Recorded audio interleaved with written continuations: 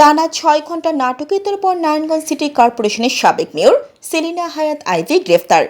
Narayanganj city কর্পোরেশনের সাবেক mayor Selina হায়াত আইভিকে টানা ৬ ঘন্টা অভিযান চালিয়ে গ্রেফতার করেছে পুলিশ। গতকাল ৮ মে দিবাগত রাত ১২টায় সাবেক মেয়রের শহরের দেওভোগ এলাকার বাসভবন থেকে তাকে গ্রেফতার করা হয়। এ সময় আশেপাশের মসজিদে মাইকিং করে লোকজনকে জড়ো করা হয়। বিক্ষুব্ধ জনতা পুলিশকে অবরুদ্ধ করা আইভির বাড়িতে প্রবেশের ৩টি রাস্তা বাঁশ দিয়ে ব্যারিকেড দেয়। এছাড়া আইভি রাতে পুলিশের সাথে যেতে রাজি হননি।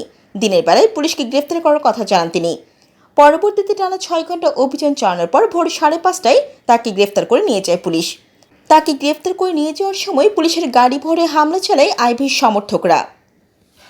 আমিও প্রশাসনের কাছে জানতে চাই, বর্তমান যারা সরকার আছেন সাম্যের কথা বলেছেন, বৈষম্যের বিরুদ্ধে আপনারা আন্দোলন করেছেন, সরকার হটিয়ে নতুন সরকার এসেছেন, তাহলে কি এই বৈষম্য?